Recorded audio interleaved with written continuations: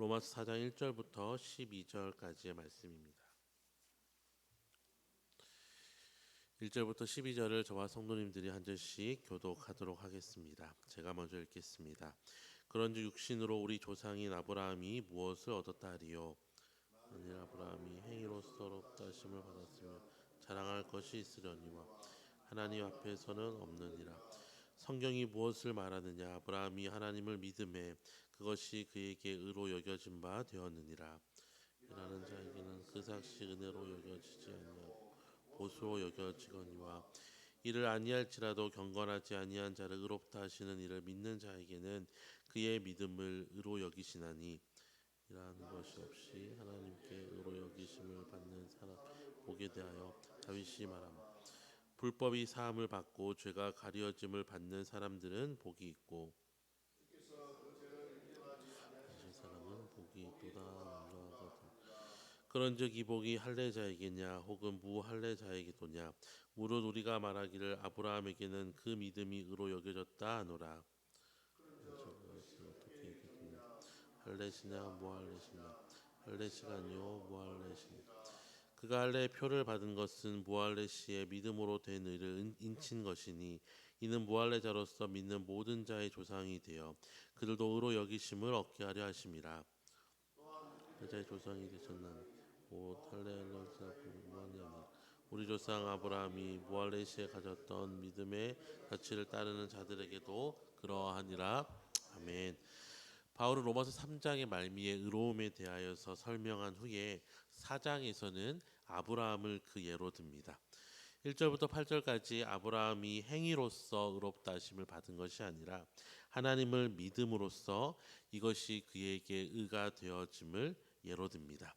비록 하나님의 진노를 벗어날 수 없는 우리이지만 그런 우리를 의롭다 하시는 하나님을 믿는 자에게는 그의 믿음을 의로 여기시고 그것이 복이 되는 것입니다.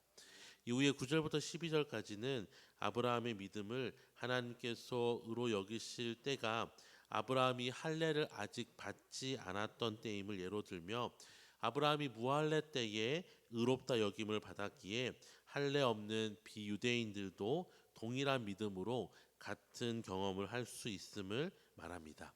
또한 할례 받은 유대인들에게는 자신들의 육신의 조상인 아브라함이 믿음으로 의롭다 여김을 받았기에 너희들도 그 발자취를 따라서 믿음을 추구해야 함을 말합니다. 오늘 본문은 로마서의 핵심이 되는 믿음으로 얻는 의가 무엇인지를 이야기하는 부분이기에 새벽의 짧은 시간에 다루기에는 쉽지 않은 본문입니다. 하지만 오늘 본문을 통해서 우리가 분명히 발견할 수 있는 것은 믿음이라는 것이 율법으로 구원 얻는 것이 통하지 않으니 하나님께서 궁여지책으로 만든 것이 아니란 것입니다. 하나님께서는 처음부터 하나님의 언약 백성을 만드시는 원리를 믿음으로 두셨고 그 강력한 예가 바로 아브라함인 것입니다. 아브라함은 율법을 통하여서 자신의 행위를 통하여서 의롭다함을 얻지 않았습니다. 오히려 아브라함은 율법으로서는 행위로서는 실패자였습니다. 하지만 아브라함은 하나님을 믿었고 이 믿음은 하나님께서 아브라함에게 주신 전적인 은혜의 결과였을 뿐만 아니라 이 믿음으로 의롭다 하심을 얻게 된 것입니다. 그래서 우리의 이 신앙의 여정 가운데 특별히 구원의 여정 가운데 믿음이 중요합니다.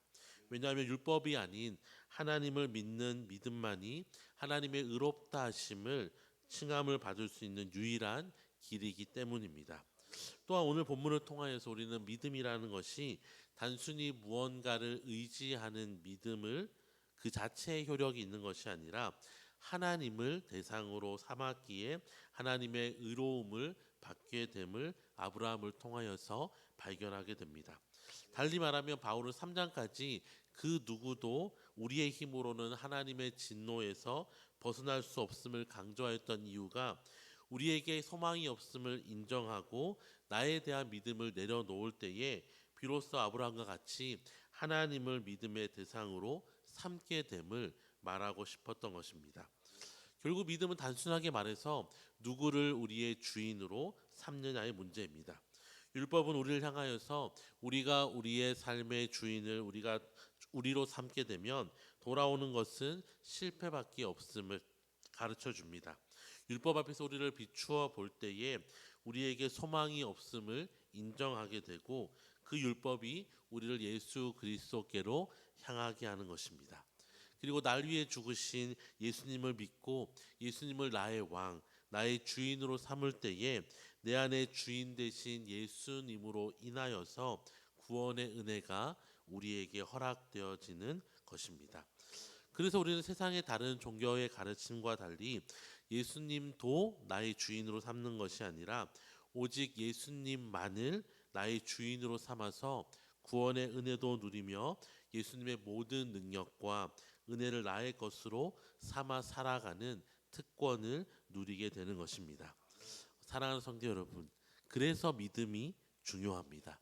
내가 믿어 주었기 때문에 믿음이 중요한 것이 아니라 나는 소망이 없지만 하나님께서 예수님을 통해 내게 복음을 허락하셨고 그것을 믿음으로 나의 것이 되게 하셨기에 믿음이 중요한 것입니다. 달리 이야기하면 우리의 신앙생활을 믿음으로 감당한다는 것은 계속해서 나는 할 수 없지만 하나님은 하실 수 있음을 인정하며 살아가는 것입니다. 이 믿음으로 우리는 우리의 인생에 감당할 수 없는 여러 가지 문제를 감당할 수 있게 될 뿐만 아니라 오히려 그로 인하여서 우리의 삶의 어려움과 문제마저도 하나님의 사랑을 경험하는 통로가 되어지는 것입니다. 이 아침에 기도하실 때에 내가 아닌 하나님을 의지하는 이 믿음을 오늘도 가지고 살게 해달라고 기도하시고 구원의 은혜에 감사하며 살아가는 오늘 하루가 되게 해달라고 기도하시는 저와 모든 성도님들이 되시기를 주님의 이름으로 축원합니다. 기도하겠습니다.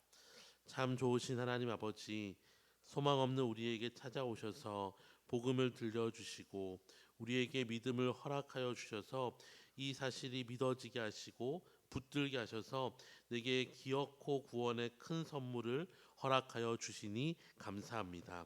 시작의 과정도 결과도 오직 하나님께서 하신 이 놀라운 구원의 역사 가운데 날마다 감사함으로 반응하게 하시고 겸손함으로 매일 하나님을 주인 삼고 순종하며 의지하며 살아가는 우리의 인생 되게 하여 주시옵소서. 감사드리며 예수님의 이름으로 기도드립니다. 아멘.